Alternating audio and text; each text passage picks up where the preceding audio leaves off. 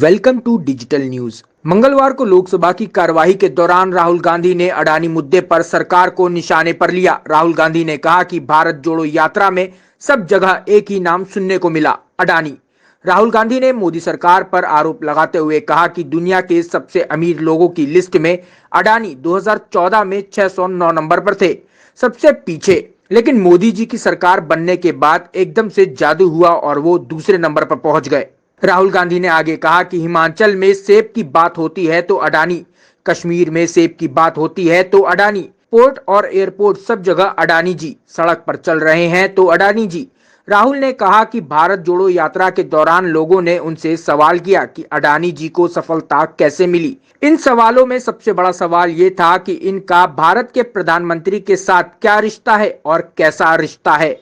राहुल गांधी ने मोदी सरकार पर गंभीर आरोप लगाते हुए कहा कि कुछ साल पहले भाजपा सरकार ने एयरपोर्ट डेवलप करने के लिए टेंडर निकाला। नियम था कि कोई भी जिसे एक्सपीरियंस ना हो वो इसमें शामिल नहीं हो सकता, लेकिन सरकार ने नियम बदला और अडानी जी को 6 एयरपोर्ट दे दिए। राहुल गांधी ने आगे कहा कि दुनिया का सबसे ज्यादा प्रॉफिटेबल मुंबई एयरपोर्ट जीवीके ने हाईजैक कर लिया। सीबीआई और ईडी का इस्तेमाल करके भारत के उस एयरपोर्ट को अडानी जी के हवाले कर दिया गया। नतीजा क्या हुआ? आज अडानी जी हिंदुस्तान के 24% एयरपोर्ट ले गए। प्रधानमंत्री और भारत सरकार ने अडानी जी को ये सुविधा दी। आपने देखा कि एयरपोर्ट बिजनेस में 30% मार्केट शेयर अडानी जी का है। वहीं अडानी ग्रुप्स के शेयर गिरने की वजह से एलआईसी और शेयर होल्डर्स को भारी नुकसान का सामना करना पड़ा है, जिसकी जिम्मेवार ये मोदी सरकार है। राहुल गांधी इतने पर ही नहीं रुके, उन्होंने मोदी सरकार पर और भी कई गंभीर आरोप लगाए। एक बार आप भी सुन लीजिए। तमिलनाडु से लेकर केरला, महाराष्ट्र, मध्य प्रदेश, सब जगह एक नाम सब जगह हमें सुनने को मिला, अडानी। ये नाम पूरे हिंदुस्तान में, केरल में, तमिलनाडु में, महाराष्ट्र, कर्नाटका, हिमाचल, कश्मीर, सब जगह Adani Adani Adani Adani Adani.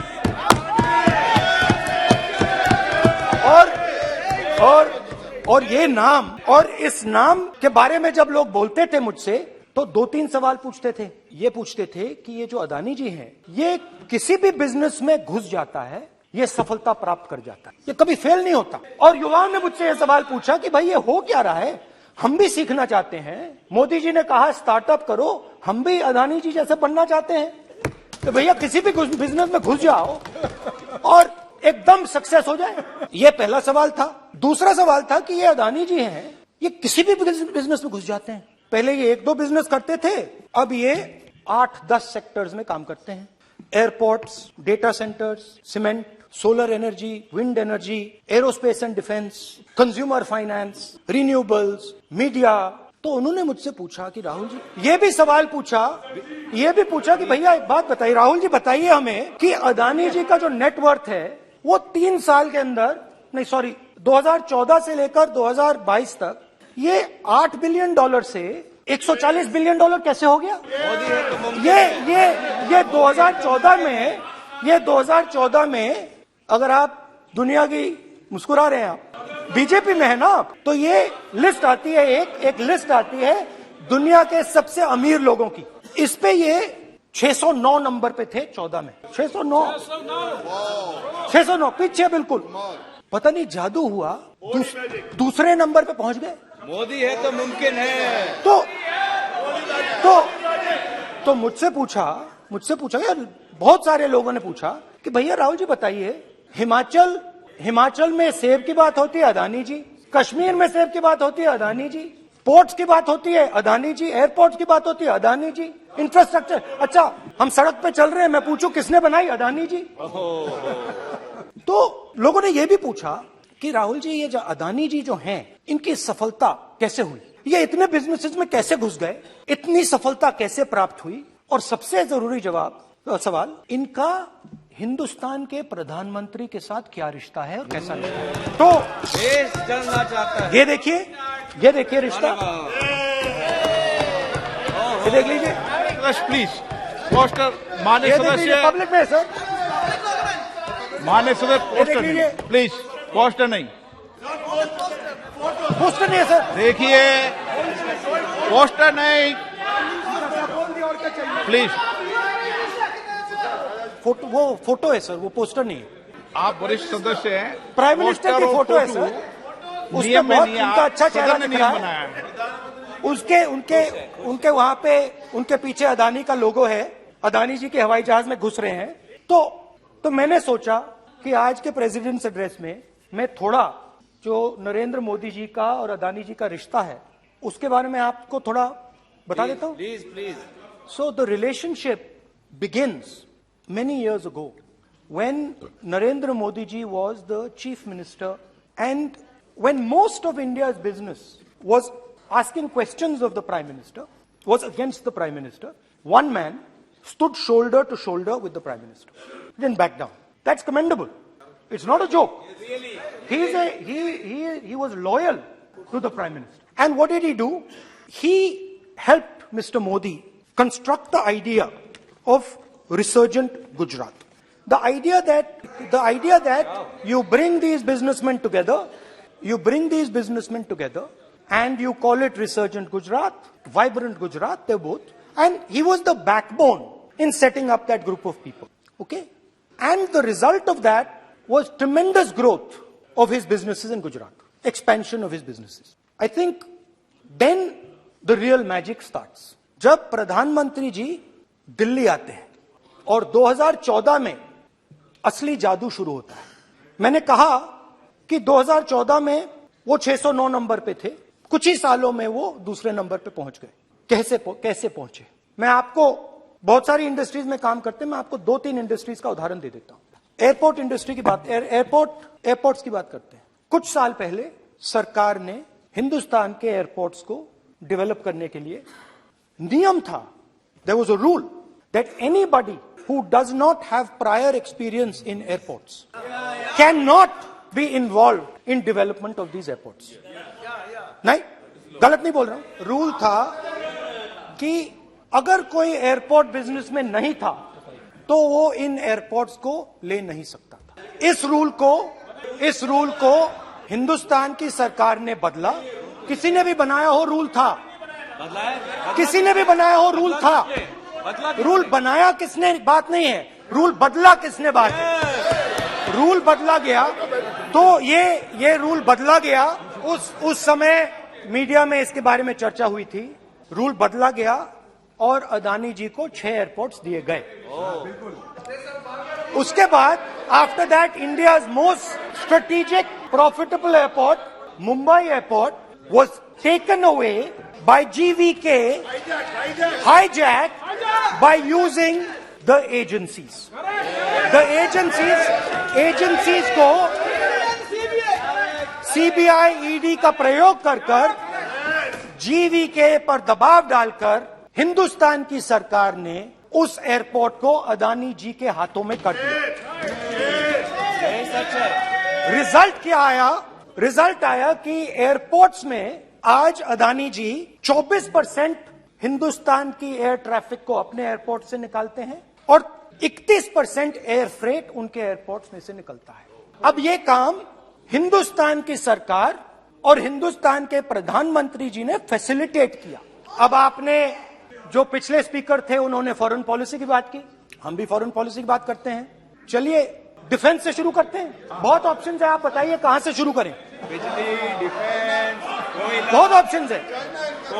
Defence, let us start with defence. अब डिफेंस में अदानी जी का कोई एक्सपीरियंस नहीं था, 0 एक्सपीरियंस। कल मैंने प्रधानमंत्री को HAL में देखा। प्रधानमंत्री जी ने कहा कि गलत आरोप लगाया, मगर रियलिटी तो यह है कि HAL का जो कॉन्ट्रैक्ट था 126 हवाई जहाजों का, वो अनिल अंबानी को चला गया और अनिल अंबानी बैंकरप्ट हो गया। वहां भी फैसिलिटेशन था। अब देखिए, और ये जो फ्यूचर एंटरप्रेन्योर्स हैं, जो बिजनेस स्कूल हैं, हार्वर्ड यूनिवर्सिटी जैसे स्कूल हैं, इसकी केस स्टडी बनानी चाहिए, शायद बने। How to use government power to build individual businesses, case study.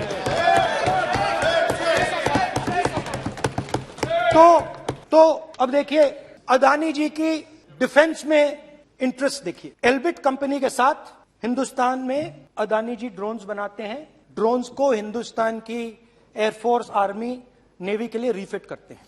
Adani जी ने यह काम कभी नहीं किया है पहले। एचएल ये काम करती है, हिंदुस्तान में और भी कंपनीज हैं जो ये काम करती हैं, मगर प्रधानमंत्री जी इजराइल जाते हैं और उसके एकदम बाद अदानी जी को ये कॉन्ट्रैक्ट मिल जाता है, मगर एक नहीं मिलता। ये मत सोचिए कि ये सिर्फ एक कंपनी की बात हो रही है, ये इंडस्ट्रीज की बात होती है यहां पे। जैसे मैंने आपको दिखाया, एयरपोर्ट का पूरा सिस्टम उठा के ले गए, 30% मार्केट शेयर एयरपोर्ट में ले गए, वैसे ही डिफेंस में करा। तो 4 डिफेंस की इनके पास कंपनीज हैं, ये काम इन्होंने कभी नहीं किया। स्मॉल आर्म्स, जिसमें टवॉर है जो हमारी स्पेशल फोर्सेस यूज करती है, आर्मी यूज करती है, जिसमें गलील स्नाइपर राइफल है, ये सब अदानी जी बनाते हैं। सीधा स्ट्रेट इजराइल में प्राइम मिनिस्टर जाते हैं, प्राइम मिनिस्टर के साथ वहां पे मतलब बीच में पैदल चलते हैं और फिर जादू से पीछे से इंडिया का फर्स्ट कॉम्प्रिहेंसिव एमआरओ मिल जाता है मेंटेनेंस के लिए, जहाजों के मेंटेनेंस के लिए। स्मॉल आर्म्स का बिजनेस मिल जाता है, इजरायली जो ड्रोन्स हैं उसका बिजनेस मिल जाता है। मतलब जो हिंदुस्तान और इजराइल का डिफेंस का रिश्ता है वो पूरा का पूरा अदानी जी के हाथ में चला जाता है, खत्म कहानी। हाँ, उसमें पेगासस भी है, तो पता नहीं वहां से क्या मतलब पेगासस कैसे आया, क्या हुआ, किसने दिया। अच्छा, एक और बड़ी इंटरेस्टिंग चीज है, एक कंपनी है अल्फा डिफेंस जो डिफेंस इलेक्ट्रॉनिक्स का काम करती है, एवियोनिक्स का काम करती है और बहुत स्ट्रेटेजिक कंपनी है, वो भी अदानी जी के हवाले कर दी गई, अदानी जी ने एक्वायर कर लिया। तो आपने देखा कि एयरपोर्ट्स का बिजनेस 30% मार्केट शेयर, हिंदुस्तान और इजराइल का जो वेपन्स का बिजनेस है 90% उठा के ले गए। एक विजिट, ये है फॉरेन पॉलिसी। चलिए, अब मैंने आपको इजराइल की बात बताई, ऑस्ट्रेलिया चलते हैं। ऑस्ट्रेलिया चलिए, ऑस्ट्रेलिया में अदानी जी जाके, प्रधानमंत्री ऑस्ट्रेलिया जाते हैं, ऑस्ट्रेलिया में प्रधानमंत्री जाते हैं। आप बोलिए सर, स्पीकर सर, प्रधानमंत्री जी ऑस्ट्रेलिया जाते हैं और जादू से State Bank of India $1 billion loan Adani ji को ऑफर करता है। उसके बाद मैं उदाहरण दे रहा हूं, पूरी दुनिया में मोदी जी जाते हैं, घूमते हैं, तो मैं बता देता हूं क्या होता है वहां पे। बांग्लादेश में गए, हाँ, काम पे ही जा रहे हैं, वही तो बोल रहा हूं, काम पे जा रहे हैं। बांग्लादेश जाते हैं, मोदी जी की पहली ट्रिप होती है बांग्लादेश में, वहां पे बांग्लादेश को इलेक्ट्रिसिटी बेचने का डिसीजन लिया जाता है। कुछ ही दिन बाद बांग्लादेश पावर डेवलपमेंट बोर्ड 25 साल का कॉन्ट्रैक्ट अदानी जी के साथ साइन कर देता है। 1500 मेगावाट इलेक्ट्रिसिटी का कॉन्ट्रैक्ट अदानी जी। चलिए वहां से श्रीलंका चलते हैं। जून 2022 में chairman of Sri Lanka Ceylon electricity board MMC Fernando informed a parliamentary committee in Sri Lanka in open hearing that he was told by President Rajapaksa that PM Modi pressured him to give the wind power project directly to Mr. Adani. मतलब श्रीलंका में Sri Lanka electricity board के chairman कहते हैं कि उन्होंने राजापाक्सा जी ने कहा कि हिंदुस्तान के प्रधानमंत्री ने उनको कहा है कि ये विंड पावर का प्रोजेक्ट है, ये अदानी जी को देना है। तो ये रही आपकी फॉरेन पॉलिसी।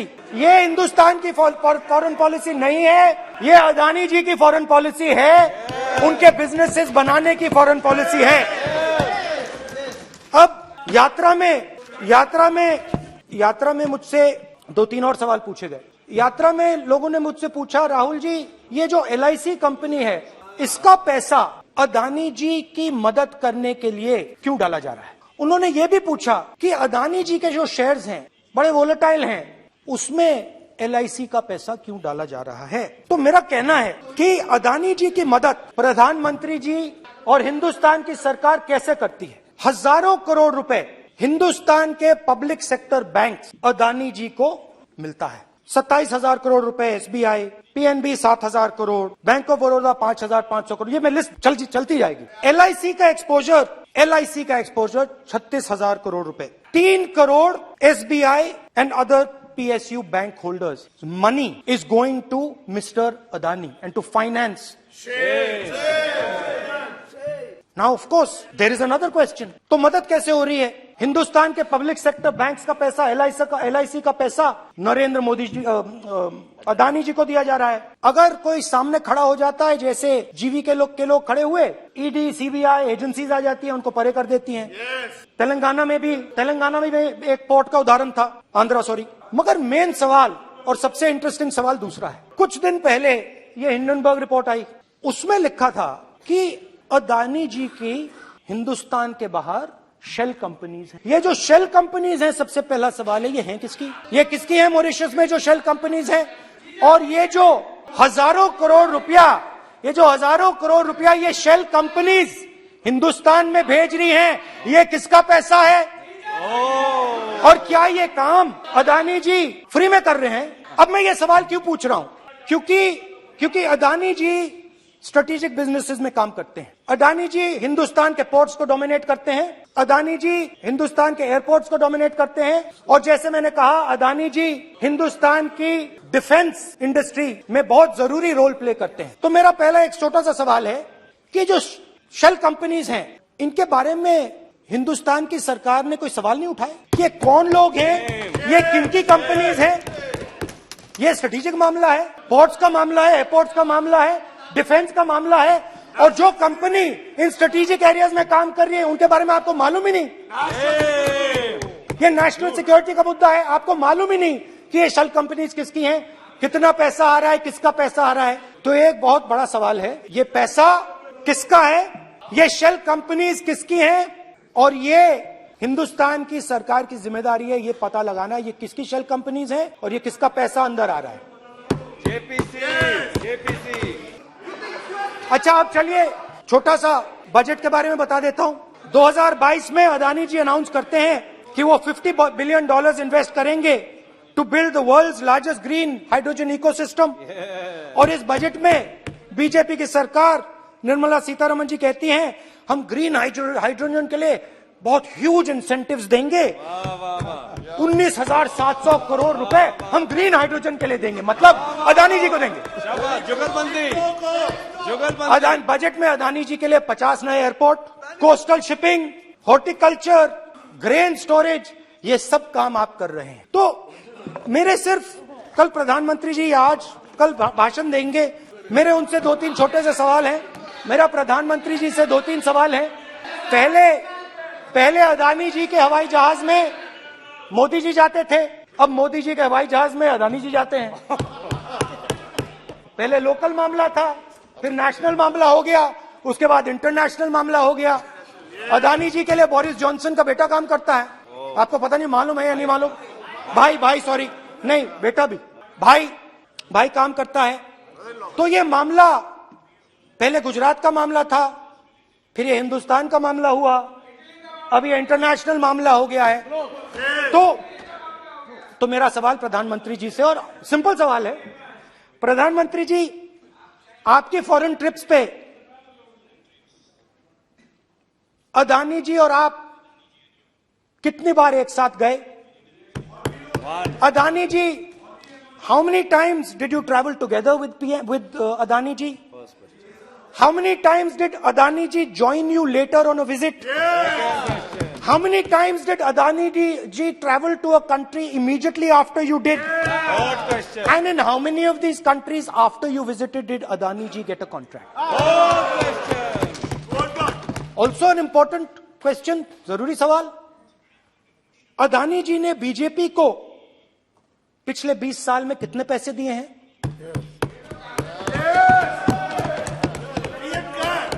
इलेक्टोरल बॉन्ड्स में कितना पैसा दिया है?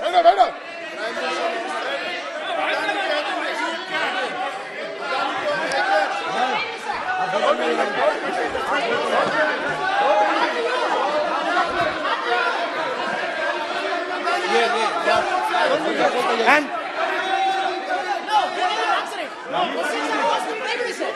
questions are posed to Prime Minister, please. Sir, खत्म करने दीजिए सर। Concluding.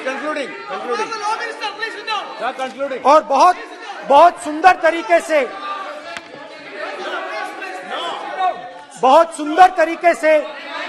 वो